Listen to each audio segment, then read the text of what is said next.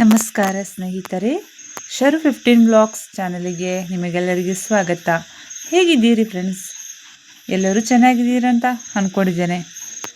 ನಮ್ಮ ಚಾನಲನ್ನು ಮೊದಲಾಗಿ ನೋಡ್ತಾ ಇದ್ದರೆ ದಯವಿಟ್ಟು ಸಬ್ಸ್ಕ್ರೈಬ್ ಮಾಡಿ. ಹಾಗೆ ನಾವು ಮಾಡಿದ ವಿಡಿಯೋ ನಿಮಗೆ ಇಷ್ಟವಾದರೆ ಒಂದು ಲೈಕ್ ಕೊಟ್ಟು ಕಮೆಂಟ್ ಕೂಡ ಮಾಡಿ. ಹಾಗೆ ಈ ಮಾಹಿತಿ ಕೂಡ ಉಪಯುಕ್ತವಾಗಿದ್ದರೆ ದಯವಿಟ್ಟು ಶೇರ್ ಮಾಡಿ. ನೋಡಿ ಫ್ರೆಂಡ್ಸ್, ಇವತ್ತು ನಾನು ನಮ್ಮ ತೋಟಕ್ಕೆ ಕರ್ಕೊಂಡು ಹೋಗ್ತಾ ಇದ್ದೇನೆ. ಯಾಕೆ ಅಂತ ನೀವೇ ನೋಡಿ. ಸಾಮಾನ್ಯವಾಗಿ ಕೊಡಗಿನ ಒಂದು 60% ಎಲ್ಲರ ತೋಟದಲ್ಲಿ ಈ ಥರದ ಮರಗಳು ಕಂಡುಬರುತ್ತೆ. ಇದರ ಹೆಸರು ಗೇರು ಮರ ಅಂತ.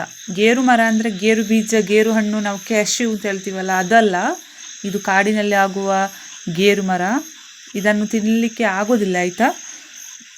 ಆದರೆ ಇದನ್ನು ಗೇರು ಮರ ಅಂತ ಹೇಳ್ತಾರೆ ಜಾಸ್ತಿಯಾಗಿ. ಒಂದು ಸಮಯ ಈ ಮರದಡಿಗೆ ಯಾರಾದರೂ ಹೋದರೆ ಅವರು ಒಂದು 3-4 ದಿನ ಅಥವಾ ಒಂದು ವಾರ ಅವರ ಇಡೀ ಬಾಡಿಗೆ ತುಂಬ ದಪ್ಪ ಆಗುತ್ತೆ, ಊದ್ಕೊಳ್ತದೆ. ಈ ಗೇರು ಮರಕ್ಕೆ ಒಂದು ಸ್ವಲ್ಪ ಕತ್ತಿಯಲ್ಲಿ ಏನಾದರೂ ಗಾಯ ಮಾಡಿದರೆ ಸಾಕು, ಯಾರು ಆ ವ್ಯಕ್ತಿ ಆ ಮರದ ಗಾಯ ಮಾಡಿದರೂ ಆ ವ್ಯಕ್ತಿಯ ಇಡೀ ದೇಹನೇ ಊದ್ಕೊಳ್ತದೆ. ಬೇಕಾದರೆ ಟ್ರೈ ಮಾಡಿ ನೋಡಿ. ಆ ಸಮಸ್ಯೆ ಹಾಗೇ ಬಿಟ್ಟರೆ ಒಂದು ವಾರ, ಒಂದು ತಿಂಗಳು ತನಕ ಇರುತ್ತೆ ನೋಡಿ.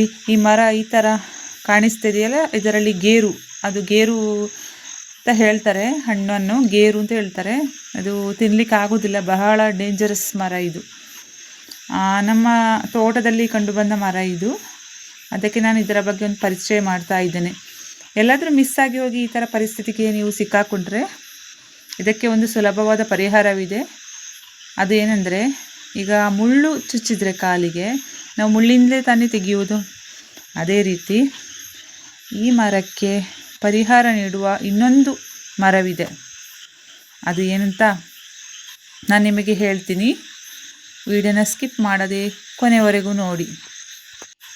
ಇನ್ನೊಂದು ಮರ ಅದು ಯಾವುದಂದರೆ ಶಾಂತಿ ಮರ ಅಂತ. ಶಾಂತಿ ಕಾಯಿ ಅಂತೇಳಿ ಒಂದು ಹಳದಿ ಕಲರ್ ಒಂದು ಕಾಯಿ ಬರುತ್ತೆ, ಹಣ್ಣು. ಶಾಂತಿ ಕಾಯಿ ಅಂತ ಹೇಳ್ತಾರೆ. ಹಳ್ಳಿಯಲ್ಲಿದ್ದವರಿಗೆ ಸಾಮಾನ್ಯವಾಗಿ ಗೊತ್ತಿರುತ್ತೆ, ಟೌನಲ್ಲಿದ್ದವರಿಗೆ ಗೊತ್ತಿಲ್ಲ. ಆ ಶಾಂತಿ ಕಾಯಿ ಮರ ಯಾವುದಂತ ಕೇಳಿದರೆ ಹಳ್ಳಿಯಲ್ಲಿ ಎಲ್ಲರೂ ಹೇಳ್ತಾರೆ. ಆ ಹಣ್ಣಿನ ಮರದ ಅಡಿಗೆ ಹೋದರೆ ಇದರ ಪರಿಹಾರ ಮಾಡ್ಬೋದು. ಅದು ಹೇಗೆಂದರೆ, ಆ ಮರದಡಿಗೆ ಹೋಗುವಾಗ 3 ದಿನ 3 ಪ್ರದಕ್ಷಿಣೆ ಹಾಕಬೇಕು ಆ ಮರಕ್ಕೆ. ಒಂದು ದಿನಕ್ಕೆ 3 ಪ್ರದಕ್ಷಿಣೆ, ಹಾಗೆ 3 ದಿನ 3 3 3 9 ಪ್ರದಕ್ಷಿಣೆ ಮಾಡಬೇಕು. ಮಾಡುವಾಗ ಈ ರೀತಿ ಹೇಳಬೇಕು: ಶಾಂತಿಯನ್ನು ನಾನು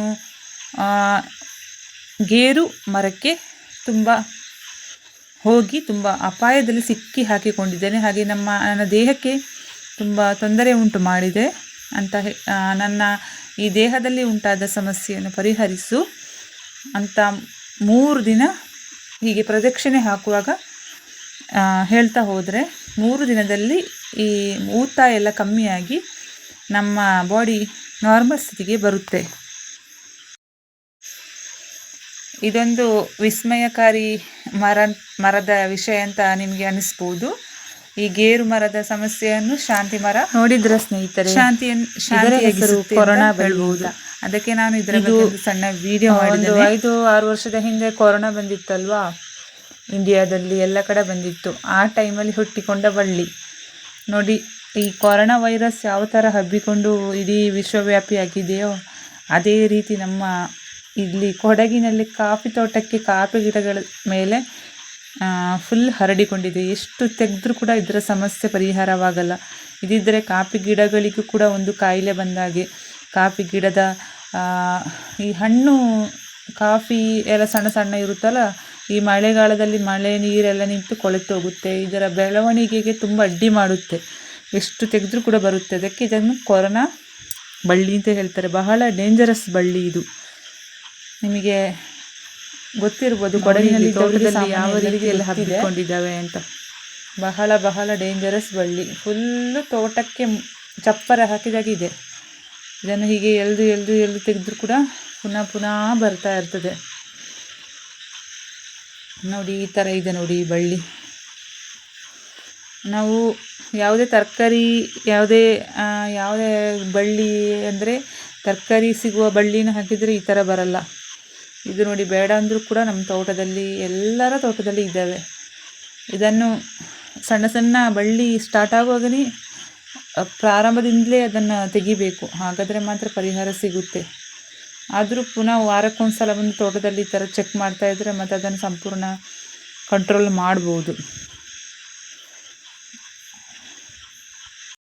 ಈ ಮಾಹಿತಿ ನಿಮಗೆ ಇಷ್ಟವಾದರೆ ನಮ್ಮ ಚಾನಲನ್ನು ದಯವಿಟ್ಟು ಸಬ್ಸ್ಕ್ರೈಬ್ ಮಾಡಿ, ಲೈಕ್ ಮಾಡಿ, ಕಮೆಂಟ್ ಮಾಡಿ, ಶೇರ್ ಮಾಡಿ. ಮುಂದಿನ ವಿಡಿಯೋದಲ್ಲಿ ಸಿಗುತ್ತೇನೆ. ಶುಭ ದಿನ.